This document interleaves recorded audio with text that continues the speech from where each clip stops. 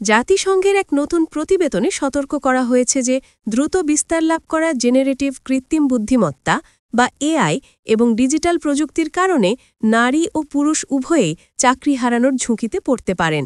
তবে এই প্রভাব নারীদের উপরই বেশি পড়বে বলে আশঙ্কা প্রকাশ করা হয়েছে। জাতিসংঘের অর্থনৈতিক ও সামাজিক বিষয়ক দপ্তর বা ডিইএস এর প্রকাশিত প্রতিবেদন অনুযায়ী বিশ্বব্যাপী নারীদের হাতে থাকা চাকরির প্রায় ২৭.৬% জেনারেটিভ এআই এর কারণে স্বয়ংক্রিয় হয়ে যেতে পারে বা বড় ধরনের পরিবর্তনের মুখে পড়তে পারে। অন্যদিকে পুরুষদের ক্ষেত্রে এই হার ২১.১%। প্রতিবেদনে বলা হয়েছে এই বৈষম্যের পেছনে কাঠামোগত অসাম্য, প্রযুক্তিতে লিঙ্গভিত্তিক পক্ষপাত এবং ডিজিটাল উপকরণে নারীদের সীমিত প্রবেশাধিকার অন্যতম কারণ।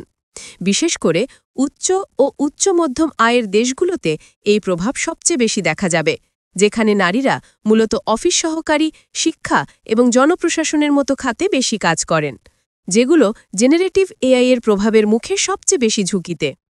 জাতিসংঘর প্রতিবেদনে আরও বলা হয়েছে এটি কোনো নতুন প্রবণতা নয়। অতীতেও ডিজিটাল রূপান্তরের প্রতিটি ধাপেই নারীদের উপর প্রযুক্তিগত স্বয়ংক্রিয়তার প্রভাব বেশি পড়েছে। ২০০০ থেকে ২০১৯ সালের মধ্যে শুধু যুক্তরাষ্ট্রে ৩৫ লাখ নারী তাদের প্রশাসনিক সহায়তা এবং অ্যাসেম্বলি লাইনের চাকরি হারান। একই সময় পুরুষদের চাকরি হারানোর সংখ্যা ছিল মাত্র ১০ লাখ। প্রতিবেদনটি সতর্ক করেছে চাকরি হারানো এখন অন্যতম প্রধান বৈশ্বিক চ্যালেঞ্জ। আগের স্বয়ংক্রিয় প্রযুক্তিগুলো যেখানে মূলত স্বল্পদক্ষ শ্রমিকদের প্রভাবিত করেছিল, সেখানে জেনারেটিভ এআই বিভিন্ন স্তরের কাজকে স্বয়ংক্রিয় করে আরও বিস্তৃত প্রভাব ফেলতে পারে।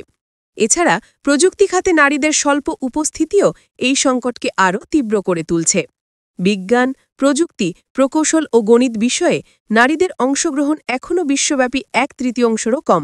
জাতিসংঘ বলছে এই সীমিত অংশগ্রহণ ভবিষ্যতে কর্মক্ষেত্রে লিঙ্গ বৈষম্যকে আরও গভীর করতে পারে।